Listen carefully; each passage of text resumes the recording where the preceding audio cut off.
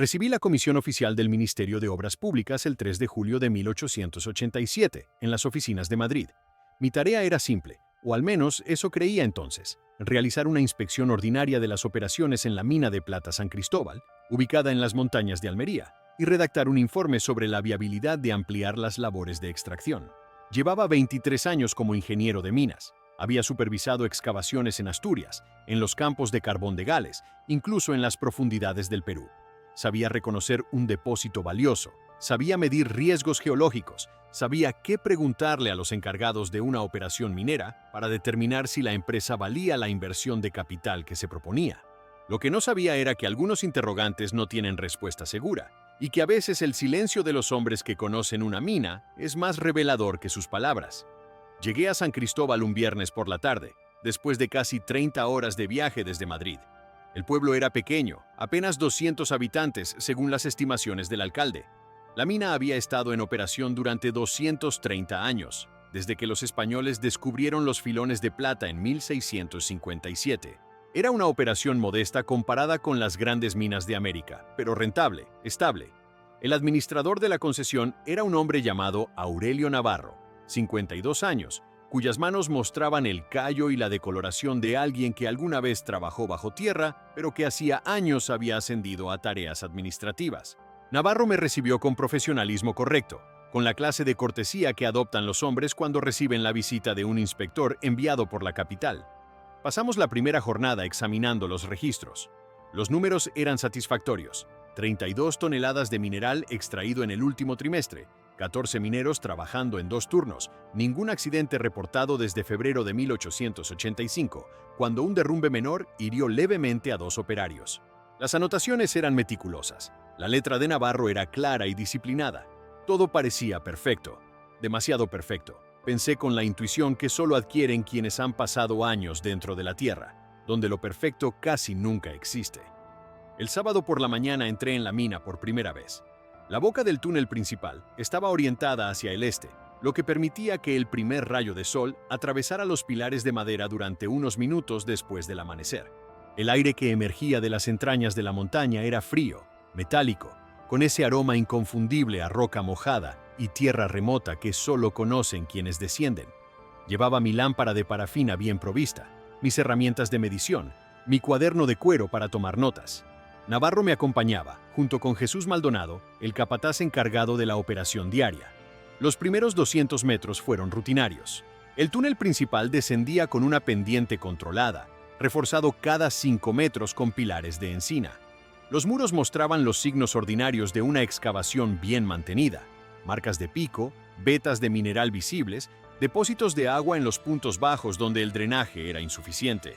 Maldonado era un hombre de 60 años, quizá más, con la espalda permanentemente curvada por décadas de trabajo bajo tierra.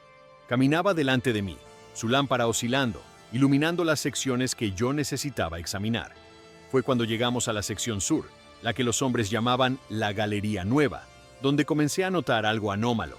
El aire era más denso allí, más cálido, a pesar de estar más profundo bajo tierra. Las marcas de excavación en las paredes eran más recientes, las superficies menos erosionadas. Pregunté cuánto tiempo hacía que se había abierto esa sección. Navarro y Maldonado intercambiaron una mirada que no pasé por alto. 3 meses, respondió Maldonado finalmente. Tal vez 4. Continuamos caminando.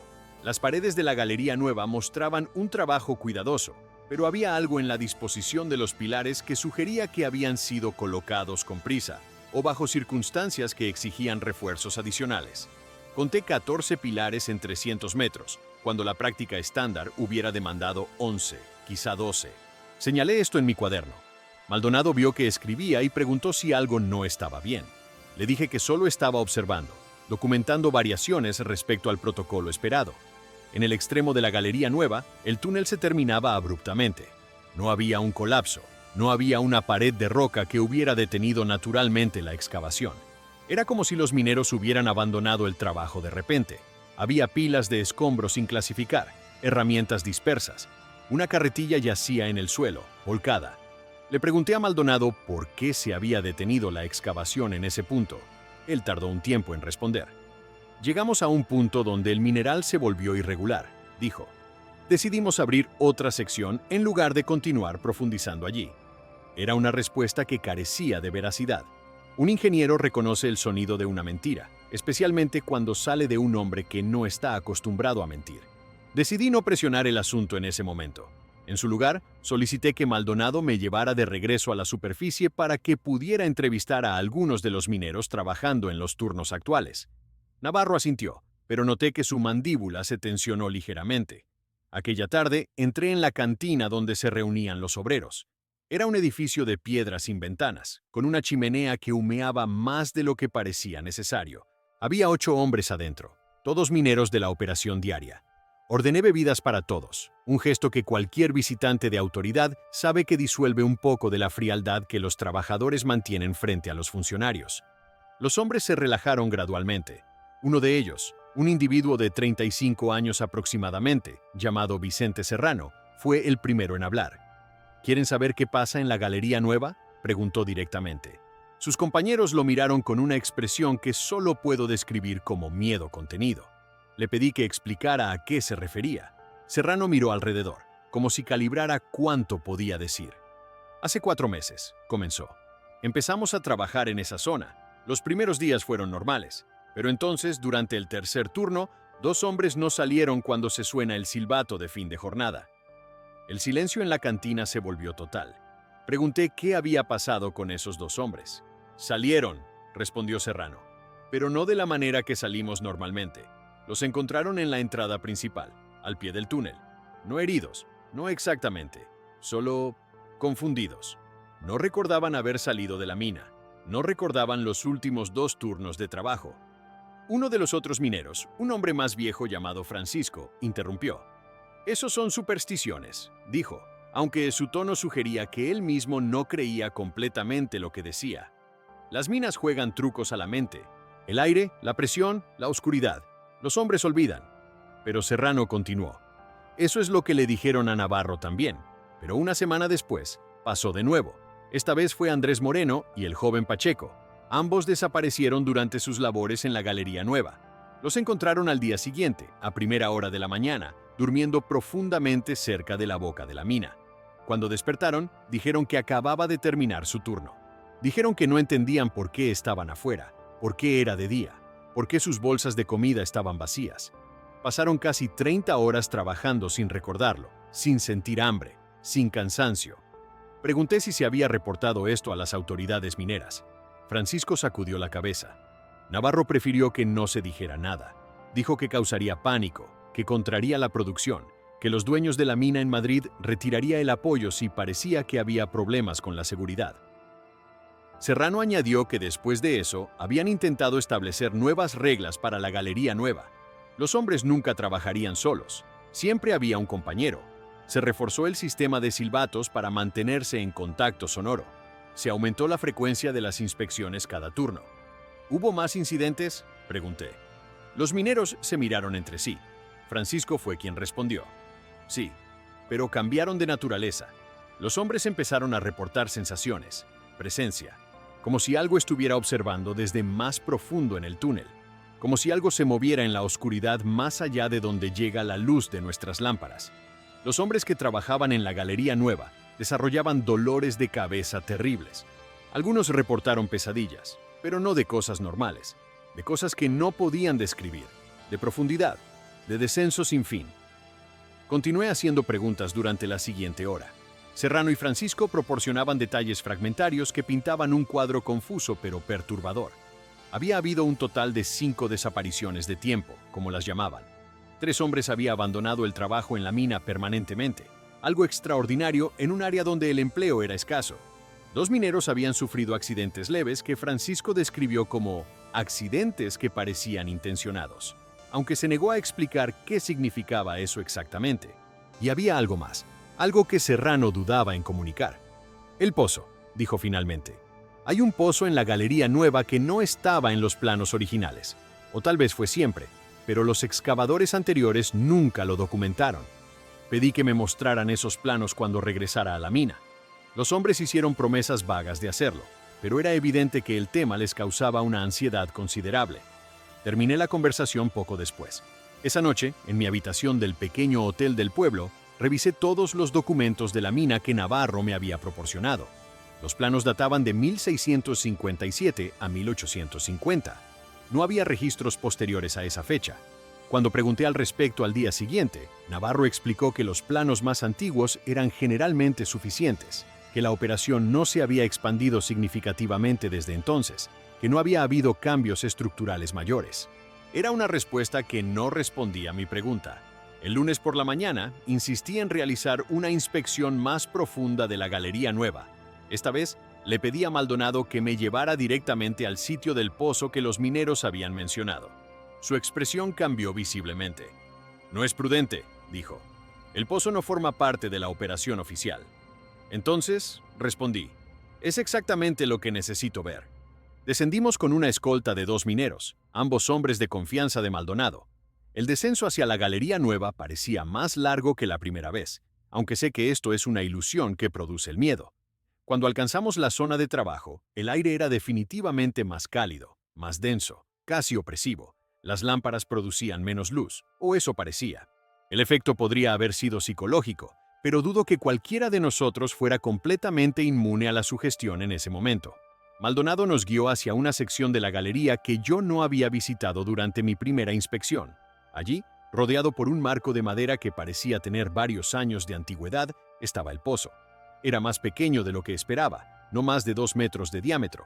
Sus paredes descendían en la oscuridad más allá del alcance de nuestras lámparas. Aproximadamente a unos 5 metros de profundidad, el pozo se desviaba hacia un lado, siguiendo una dirección que mis ojos no podían seguir completamente debido a los ángulos sombríos y la geometría de las rocas. Pregunté cuánto tiempo hacía que ese pozo se había documentado oficialmente. Maldonado no respondió. Uno de los mineros que nos acompañaba, un hombre llamado Riquelme, finalmente dijo: «Siempre ha estado allí, o al menos tan lejos como alguien puede recordar». Navarro dice que es un accidente del proceso de excavación, una debilidad estructural que se desarrolló naturalmente. Descendí lo más que pude con una cuerda, aunque Maldonado se resistió fuertemente. A unos 3 metros, el aire cambió. No era más cálido, era diferente. Contenía una humedad que no parecía natural, un aroma que no podía identificar, pero que producía una incomodidad instintiva. Dirigí mi lámpara hacia las paredes del pozo. La roca no era la de las secciones superiores. Era más oscura, casi negra en algunos puntos, con una textura que parecía casi orgánica, como si las capas geológicas se hubieran distorsionado o fundido de alguna manera. Solicité que me levantaran. Cuando estuve de nuevo en la galería, examiné mis notas y mis observaciones. El pozo no figuraba en ninguno de los planos. La mina tenía poco más de 200 años de documentación, pero Maldonado había mencionado que el pozo siempre había estado allí. Esto sugería que ninguno de los ingenieros previos había considerado necesario registrarlo, lo que parecía extremadamente improbable. Un pozo no documentado es una amenaza de seguridad estructural. Ningún ingeniero responsable lo habría ignorado. Pasamos más tiempo en la galería nueva. Pedí a los 2 mineros que me mostraran dónde exactamente había sucedido el primer incidente de pérdida de tiempo. Nos condujeron a un punto donde la pared del túnel mostraba una grieta larga, casi tan ancha como el ancho de una mano, que se extendía desde la altura del techo hasta el piso.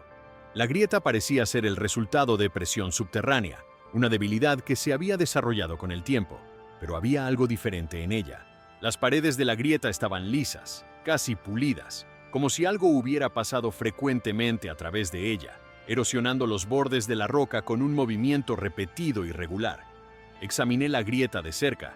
Olía a tierra remota y a algo más, algo que recordaba vagamente al olor que había detectado en el pozo, aunque no era exactamente igual.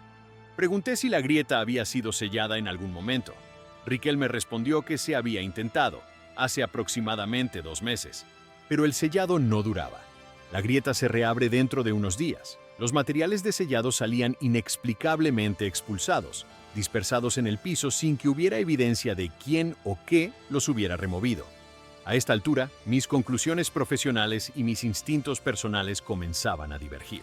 Como ingeniero, debería haber concluido que la mina de San Cristóbal estaba operando dentro de los parámetros aceptables, que las anomalías reportadas eran el resultado de superstición minera, de condiciones ambientales que produjeron efectos psicológicos, de las inevitables perturbaciones mentales que acompañan el trabajo en entornos subterráneos prolongados. Hay suficiente documentación médica sobre este fenómeno. Los hombres que pasan demasiado tiempo bajo tierra pueden experimentar períodos de confusión temporal, disociación, alucinaciones. Todo podría explicarse. Pero había visto el pozo, había pasado mi mano sobre la grieta y había sentido algo que ningún libro de ingeniería en mi biblioteca de Madrid podría categorizar. El martes conduje una entrevista más formal con Navarro. Le mostré mis anotaciones sobre los pilares adicionales, sobre la galería nueva no documentada en los planos antiguos, sobre el pozo no registrado. Le pregunté directamente si había habido incidentes de seguridad que no se hubieran reportado a través de los canales oficiales.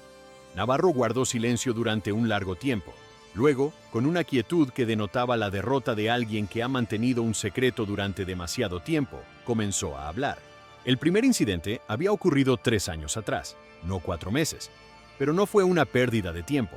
Un minero llamado Julián Reyes simplemente no había regresado cuando su turno terminó.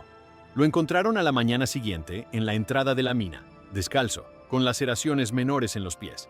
No podía explicar qué había sucedido. Decía que había estado trabajando, que de repente había oscuridad, y luego estaba afuera. Pero pasaron casi 12 horas en ese intervalo que él no podía contabilizar. Navarro había reportado esto como un accidente menor, una desorientación resultante de un golpe en la cabeza durante las labores. El hombre fue enviado de vuelta a su hogar en un pueblo cercano. Navarro nunca volvió a saber de él, pero otras personas sí salieron de la mina con historias similares. Navarro intentó mantenerlo en secreto, prometiendo a los trabajadores aumentos salariales si mantenían el silencio sobre lo que estaba sucediendo en la Galería Nueva. ¿Qué está sucediendo en la Galería Nueva?, pregunté directamente. Navarro se frotó el rostro con ambas manos. No lo sé, respondió. Si lo supiera, habría reportado el problema hace años. Habría cerrado esa sección. Habría buscado ayuda. Entonces, ¿por qué no lo hizo?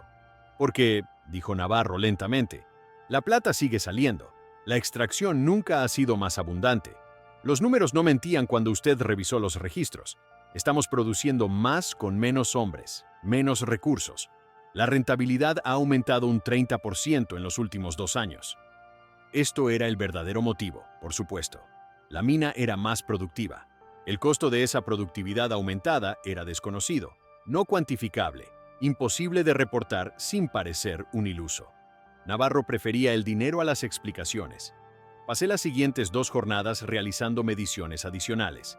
Llevé instrumentos de presión barométrica, termómetros, aparatos para medir los depósitos de aire. Todos mostraban anomalías que no podían ser reconciliadas fácilmente.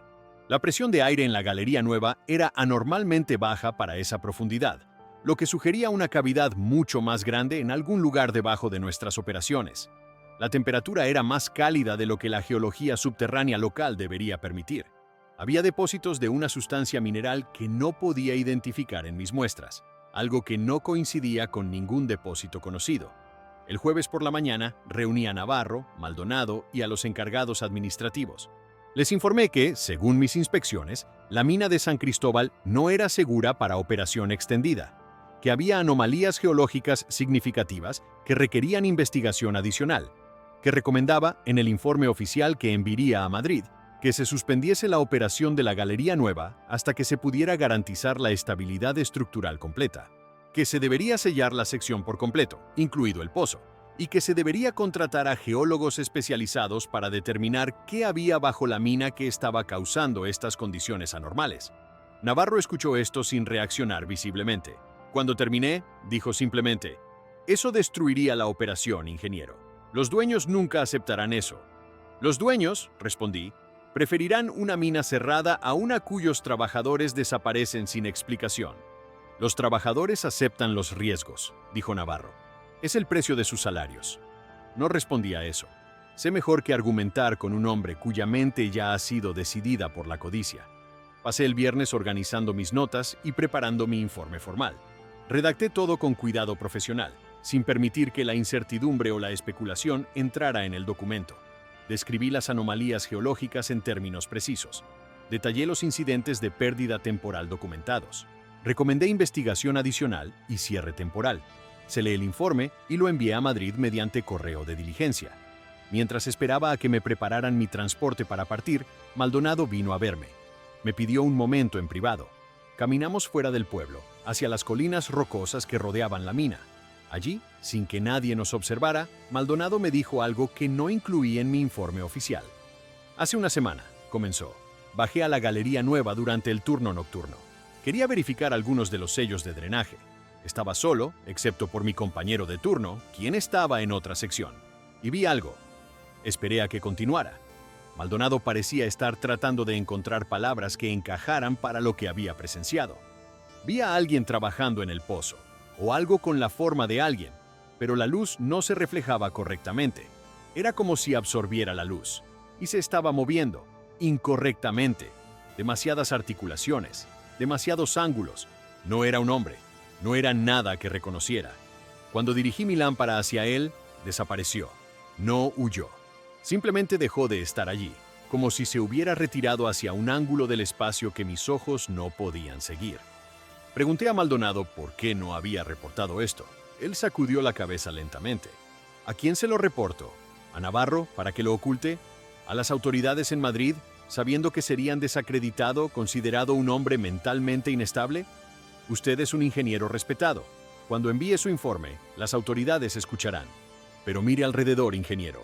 Mire bien, porque estas historias no comenzaron en la Galería Nueva. ¿Qué quiere decir? Las secciones más antiguas de la mina también tienen problemas. Los registros más antiguos, los que no se han visto en años, están llenos de notas extrañas, comentarios de ingenieros que decían cosas similares, observaciones sobre cambios estructurales sin causa aparente, descensos adicionales que aparecían sin que nadie los excavara. Navarro guardó esos registros en un cofre cerrado, pero yo lo vi una vez, cuando se abrió para tomar algunos documentos específicos.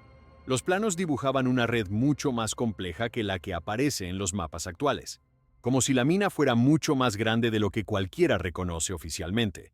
Maldonado me entregó una llave pequeña. Eso abre el cofre en la oficina de Navarro. Está bajo el piso de madera, debajo de su escritorio. Si es un hombre honesto, encontrará respuestas.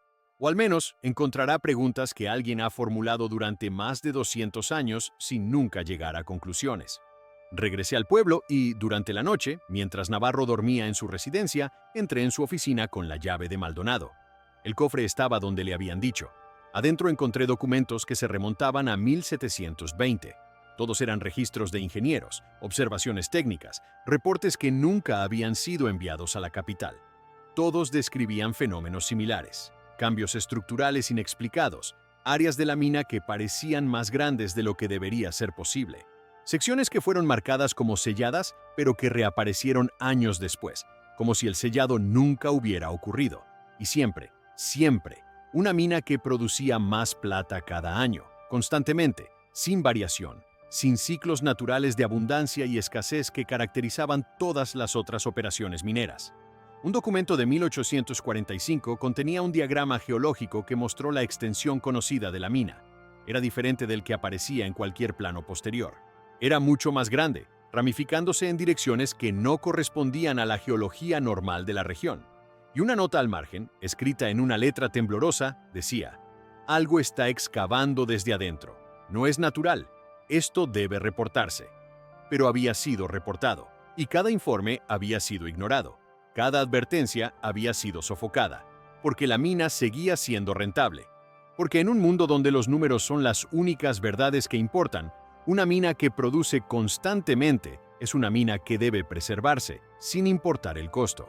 Salí de la mina de San Cristóbal 2 días después. Redacté un segundo informe, más detallado, que describía el hallazgo de los registros anteriores. Pero cuando lo envié a Madrid, me informaron que mi primer informe ya había sido recibido, revisado y que una respuesta oficial estaba siendo preparada. Meses después, recibí la respuesta. La mina de San Cristóbal continuaría operando sin restricciones. Se realizaría una inspección geológica adicional, pero por ahora la producción no sería interrumpida.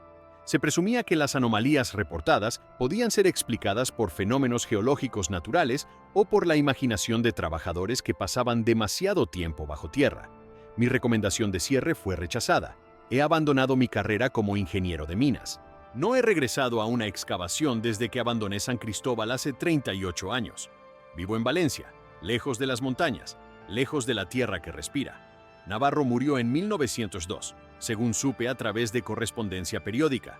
La mina continuó operando hasta 1936, cuando fue cerrada durante la Guerra Civil Española. Nunca fue reabierta. Según los informes, la boca de la mina fue sellada, aunque no tengo manera de verificar esto. He guardado los documentos que encontré en el cofre de Navarro. Los conservo en mi estudio, cerrados bajo llave, a 1 metro de distancia de ningún mapa, de ningún documento que pudiera revelar la ubicación exacta de lo que había debajo. Porque sé, aunque carezca de prueba científica formal, que fue correcto no revelar más, que fue prudente que mi segundo informe fuera rechazado, que la mina fue cerrada no por orden oficial, sino por eventualidades de la historia, porque a veces la violencia de los hombres logra lo que la razón no puede. No sé qué estaba bajo la tierra de San Cristóbal. No creo que fuera un animal, aunque el reporte de Maldonado sugiere algo con una forma cercana a eso. No creo que fuera el resultado de presión psicológica o imaginación colectiva, porque la productividad de la mina no era imaginaria. Los documentos son reales. Las mediciones son reales. La desaparición de tiempo de 5 hombres diferentes es tan real como la roca bajo la cual ocurrió. Pero creo que fue algo que fue reconocido en 1720 y en 1850 y en 1887, y que fue dejado intacto porque su producto era valioso. Creo que los hombres en poder decidieron que era mejor no saber, mejor no investigar, mejor simplemente extraer lo que era ofrecido y mantener el silencio. He guardado también las cartas que Maldonado me envió años después, hasta su muerte en 1911. Sus palabras fueron siempre las mismas. La mina permanecía como antes, cerrada pero no abandonada, porque todavía había movimiento bajo tierra. Todavía había evidencia de que algo continuaba allí abajo, en la oscuridad, sin que nadie preguntara por qué. A veces pienso en los otros hombres que habrán visitado esa mina después de mí, en los ingenieros que habrían examinado sus registros sin acceso a los documentos antiguos, en cómo habrían presentado sus hallazgos, si los hubieran presentado, en si alguien más habría visto el pozo y qué conclusiones habría extraído del silencio que lo rodeaba. Nunca lo sabré, pero el silencio es importante. El silencio es lo que nos permite continuar viviendo. Este registro no fue el único. Otros informes quedaron dispersos en archivos que pocos se atreven a revisar, en colecciones privadas de familias antiguas, en cámaras de gobiernos regionales, en las carpetas personales de hombres que alguna vez fueron funcionarios. Las historias son similares, los lugares varían, pero el patrón es siempre el mismo. Cosas que permanecen bajo tierra, sin nombre, sin explicación, produciendo sin cesar mientras los hombres de arriba cierran los ojos. He aprendido a reconocer ese patrón en lo que otros descuidan, en lo que otros prefieren no ver. Ni todo fue registrado oficialmente. Ni todo lo que fue registrado permanece en los lugares donde debería estar.